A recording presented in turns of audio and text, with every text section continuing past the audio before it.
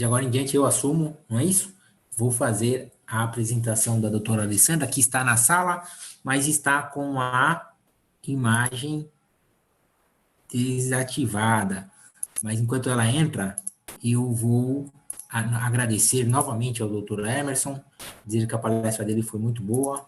Na verdade, até quando eu sugeri o nome dele para a Ejude, foi em função deste livro, né? Eu tinha lido a edição antiga, na verdade fiquei fascinado, sugeri o nome dele, o pessoal acolheu, ele foi para a Ejude, o pessoal, todo mundo ficou fascinado, enfim. Muitíssimo obrigado. Agora eu vou passar para a Ale, que é uma querida amiga, né? Eu falo que é a amiga da família, né?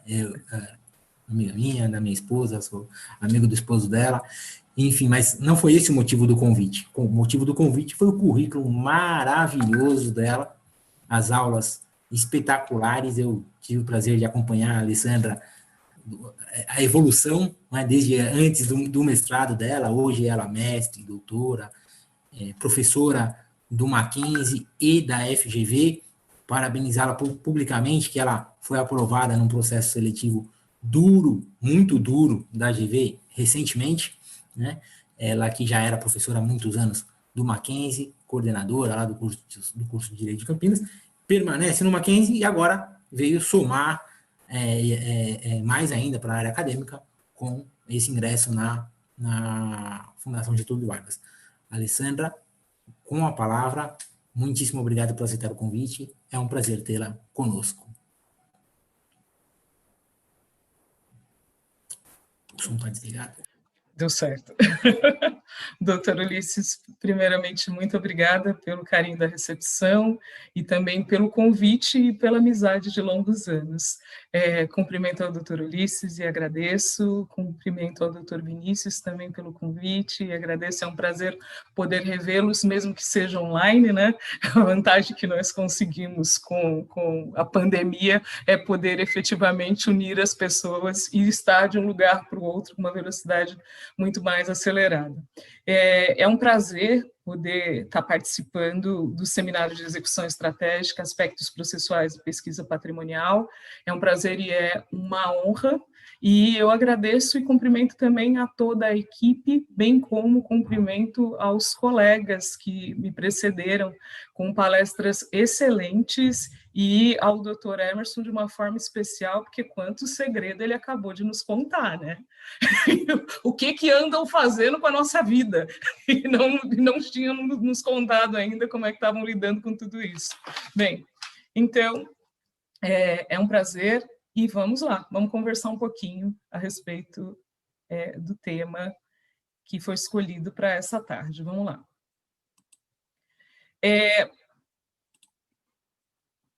Só um momento, por favor, deixa eu só abrir aqui para mim. A gente vai falar sobre a questão da desmercantilização do trabalho e a execução trabalhista. E acho que eu fiquei pensando, né, enquanto eu preparava a palestra e em busca de informações, e aí fui no direito do trabalho, no direito processual do trabalho, fui lá na economia do trabalho para ver se a gente conseguia beber de outras fontes que não fossem apenas a do trabalho, para conseguir pensar nessa questão da desmercantilização do trabalho e na execução trabalhista. Eu acho que não tem tempo melhor para a gente repensar tudo isso e repensar a aplicabilidade do que é isso, né? O que é desmercantilizar o trabalho? E aí a gente começa a nossa palestra justamente com uma afirmativa, né? A conquista dos direitos sociais tem sido tratada como consequência do processo de construção da cidadania. E quando a gente fala de direito do trabalho, quando a gente fala de processo do trabalho, quando a gente fala de justiça do trabalho, a gente está falando de direito social e a gente está falando de proteção à pessoa humana. E tirando de uma vez por toda a perspectiva de que trabalho possa, em algum momento, vir a ser mercadoria. E tendo observado que a gente está passando por um momento muito peculiar de reorganização da atividade produtiva, e uma reorganização da atividade produtiva que, de alguma forma, ela já estava em curso, mas que o momento atual trouxe aí um processo de aceleração disso tudo, repensar essa perspectiva do trabalho enquanto mercadoria ou não mercadoria se faz imperiosamente necessário, principalmente, e aí olhando, é óbvio, para a sociedade como um todo, mas quando a gente pensa no poder judiciário, quando a gente pensa no poder de decisão que é colocado para a Justiça do Trabalho, somado a isso, a reforma trabalhista recente, que a gente ainda está fazendo de gestão dela, e os institutos normativos transitórios que se colocam e que a gente não sabe exatamente o quanto da transitoriedade dele passará a ser realidade no nosso cotidiano futuro, se a gente não ficar atento à ideia de trabalho como não mercantilização, nos dá uma angústia gigantesca. E aí, eu acabei dividindo o que a gente vai conversar hoje por três espaços. Primeiro, a gente vai olhar para o que é essa desmercantilização, e para olhar o que é desmercantilização, eu fui justamente bebê da sociologia, então eu pego um autor da sociologia, e depois a gente vai olhar um pouco para esse desenvolvimento dos direitos sociais e do papel da Justiça do Trabalho enquanto alguém que materializa e faz com que se materialize cotidianamente o direito do trabalho como um direito que protege, que organiza, e depois qual é o papel da Justiça do Trabalho e o papel da execução na manutenção dessa desmercantilização do trabalho. E aí, assim, vou pedir desculpa só se eu estiver pronunciando o nome do autor errado, e eu tentei buscar a pronúncia, mas não sei o que vai acontecer aqui. É Anders Spink.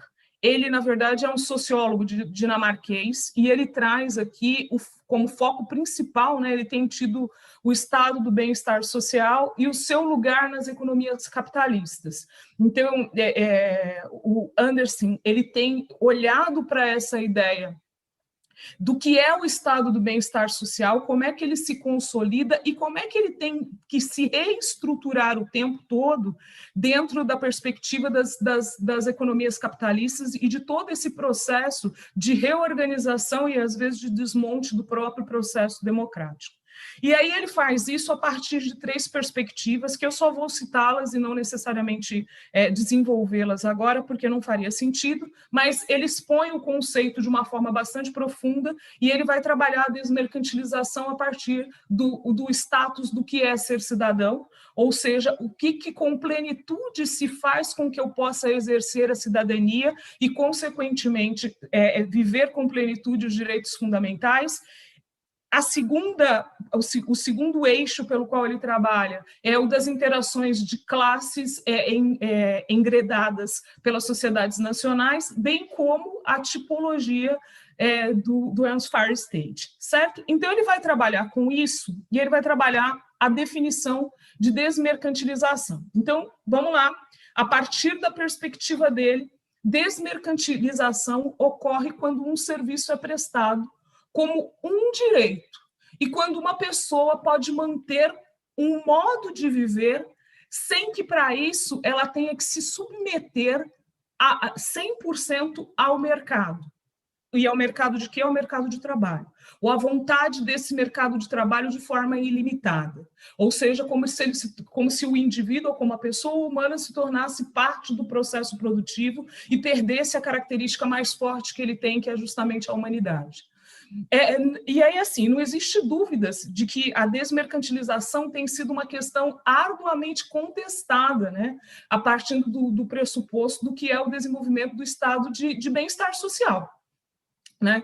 E aí, para o trabalho, a ideia de desmercantilização do trabalho, ela deveria ser sempre uma prioridade, né? Então, quando os trabalhadores são completamente dependentes desse mercado, a gente passa a ter uma dificuldade com sobremaneira de se mobilizar em torno de ações que sejam ações solidárias. E no nosso caso, pensando em justiça do trabalho, não só das ações solidárias, mas também dessas ações solidárias dentro de um modelo de justiça no qual a gente tem a possibilidade da coletividade, do direito coletivo, a possibilidade da presença do equilíbrio, daquele diálogo tripartite que a gente tanto estuda a partir da perspectiva da Organização Internacional do Trabalho e que há tantos anos a gente vem tentando consolidar e que, de repente, a gente tem visto as estruturas cada vez mais abaladas, né? Dado que os seus recursos refletem a desigualdade do mercado de trabalho. Então, essas dificuldades de mobilização do coletivo em torno das ações que seriam ações solidárias, elas vão fazer o quê? Elas vão refletir as desigualdades do mercado de trabalho e vão emergir essas divisões de interesse entre os que estão ativos no mercado de trabalho e aqueles que estão fora de atividade, o que torna mais difícil ainda a organização do trabalho, e essa organização do trabalho sob a perspectiva de que trabalho tem valor social, para além do valor econômico, porque o tempo todo a gente fica sondando ou sendo sondado pela ideia de trabalho como valor econômico, e como se o valor econômico fosse o valor maior do trabalho. O valor econômico é resultado da atividade produtiva, mas o valor social é aquilo que se liga à humanidade. Então, a desmercantilização do trabalho, ela se robustece, né, quando os trabalhadores são capazes de não estar sobre a égide absoluta dos empregadores, e é exatamente por esta razão que os empregadores são sempre contrários à ideia de desmercantilização. E aí, dentro dessa perspectiva, né, como é que a justiça do trabalho se estrutura? E aqui eu não estou falando de estrutura organizacional, tá? Mas eu estou falando de estrutura dentro de... há mais de 70 anos, a gente olha para a estrutura da justiça do trabalho com algumas funções que são funções básicas do judiciário, como solucionar as controvérsias trazidas pelos seus exames, partindo da ideia de competência, cumulativamente a interpretar a ordem jurídica, assegurando um sentido de abrangências universais ao território brasileiro. Porém, quando é que a justiça do trabalho se firma como um ente social? E aí tem toda uma trajetória histórica que a gente não tem tempo para poder falar disso, e é importante falar disso quando a gente fala de desmercantilização do trabalho, porque o que antecede isso não se tem essa perspectiva da desmercantilização, até porque a própria organização do desenvolvimento do que é trabalho, ela também estava se estruturando, pensando que a gente vive num país que é escravocrata e que, quando a gente pensa, foi escravocrata durante muitos anos e que hoje ainda vive o ranço desse processo de escravização, mas quando a gente fala de desmercantilização da atividade de trabalho, a gente precisa lembrar que enquanto o velho mundo tentava se reorganizar por meio de uma série de lutas para que os direitos sociais de alguma forma fossem protegidos e equacionados e se consolidassem, a gente demorou muito tempo para que isso acontecesse. Então, de uma forma bastante sucinta, essas políticas sociais que foram elaboradas na década de 30 até 1945, a justiça do trabalho ela só vai firmar essa identidade sobre o seu papel que é social, que é econômico, que é jurídico, num período democrático que é subsequente, né? E enquanto esse período democrático que é subsequente, aí pensando de 1945 até 1964, enquanto isso, a justiça do trabalho ela vai, na verdade, se colocando, se impondo e fazendo aí uma regressão autoritária de 1964 até 1985. E qual que é o marco efetivo pelo qual essa ideia de desmercantilização do trabalho vai passar a permear todo o modelo de materialização da justiça do trabalho? Vai ser justamente a partir da Constituição Federal de 88, que é quando as instituições responsáveis pela manutenção da justiça do trabalho passam a exercer de maneira essencial a sua função de desmercantilizar o trabalho humano. E ela faz isso em meio a um caminho frenético, no qual se justifica, né, em nome do desenvolvimento do poder econômico, a diminuição do Estado social e da proteção para, né? E pensando assim, e como é que essa desmercantilização ela vai permear a materialização de todo o processo da justiça do trabalho e, inclusive, vai desencadear lá no final na execução, né? Se era um marco para elaborar fundamentos e sistematizar esses fundamentos de proteção ao trabalhador, e olhando também sobre a perspectiva de direitos humanos, olhando sobre a perspectiva de todos os tratados que o Brasil é signatário e que passam a permear o nosso cotidiano dentro de toda a estrutura da justiça do trabalho, a Constituição Federal de 88 ela vai trazer para a gente elementos fundamentais presentes nela que vão auxiliar esse direcionamento e a atuação de toda a estrutura organizacional do direito do trabalho. E aí, eu fiz um recorte olhando, na verdade, para o Jorge Luiz Souto-Maior, né? E eu fiquei pensando, lendo um texto dele falando sobre somos todos escravos ainda, e se vocês me permitem, vai aí um trecho, né? Desafio recorrente para a justiça do trabalho, esse foi o título que eu dei ao recorte. É só a partir dessa chave de pensamento que se consegue explicar que no Brasil, direitos historicamente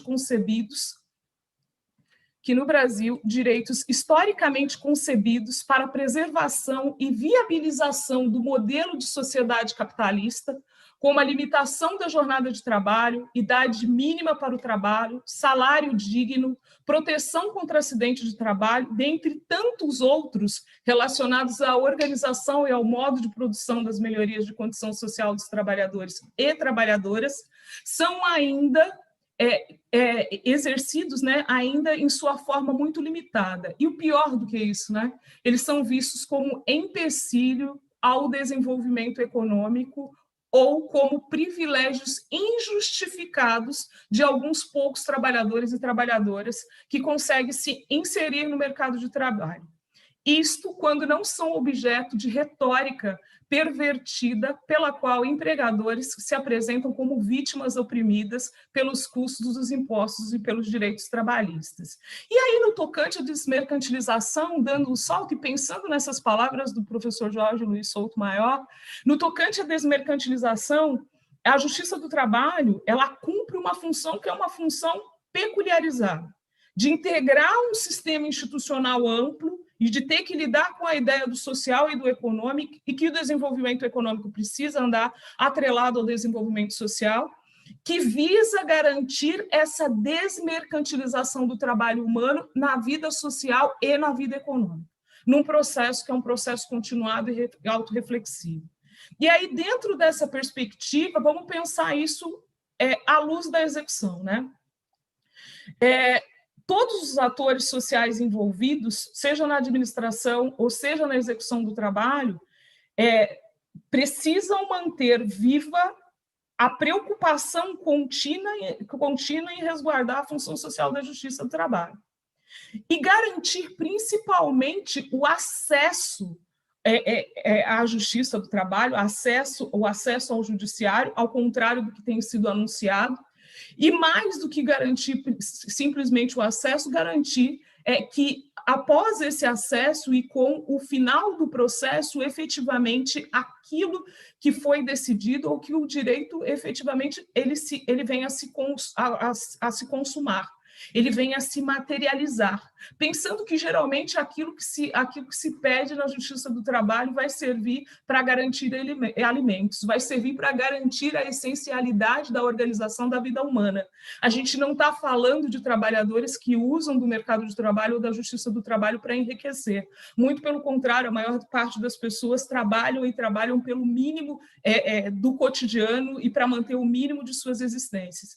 E aí, assim, as características particulares dessas medidas seria agilizar o processo de execução das sentenças como forma de reafirmação da desmercantilização do trabalho. Então, se eu tenho, no início do processo, essa ideia cada vez mais fixa e esse exercício de refletir sobre uma sociedade que muda, que se altera, mas que é uma sociedade que continua tendo que entender trabalho não como mercadoria, isso vai, de alguma forma, impactar lá no final do processo e na aceleração, bem como na concretização dessa execução das sentenças.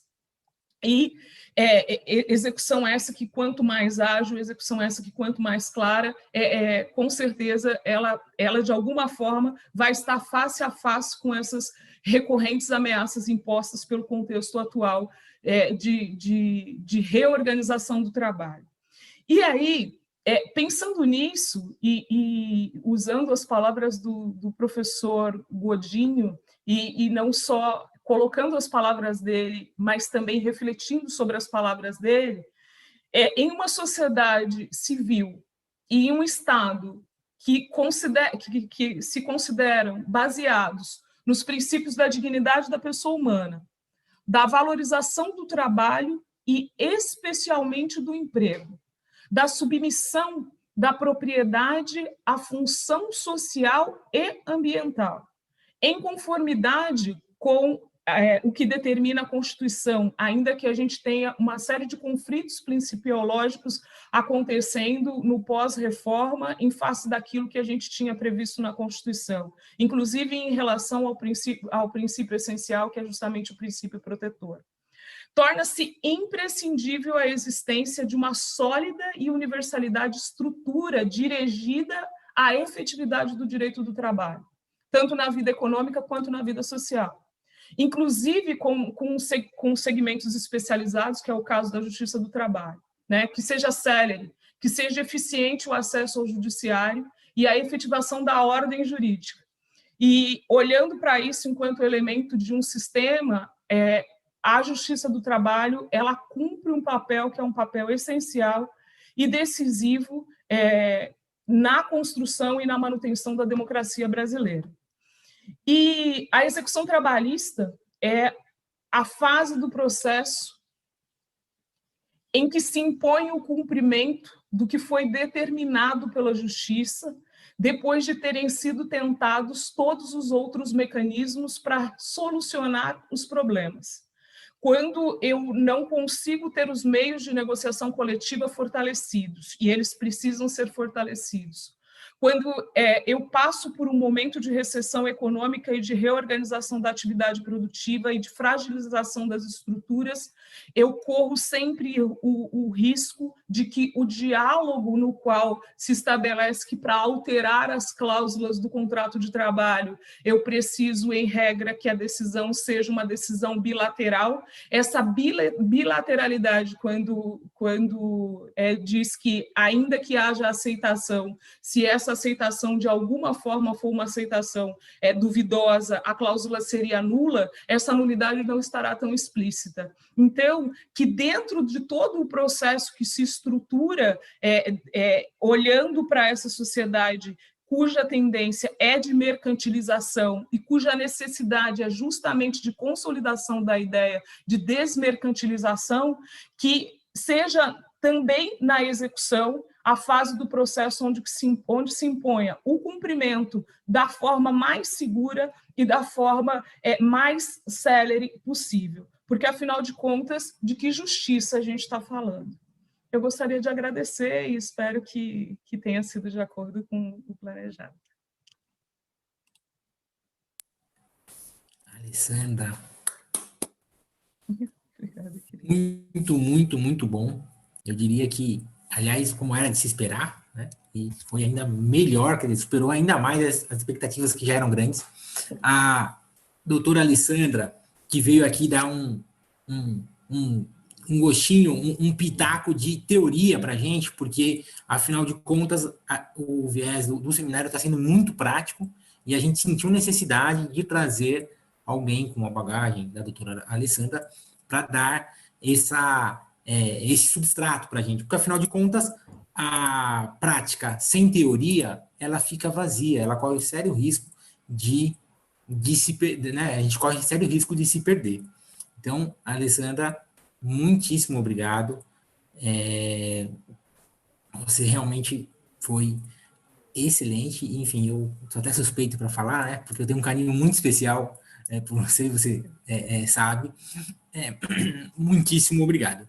Eu vou passar a palavra agora para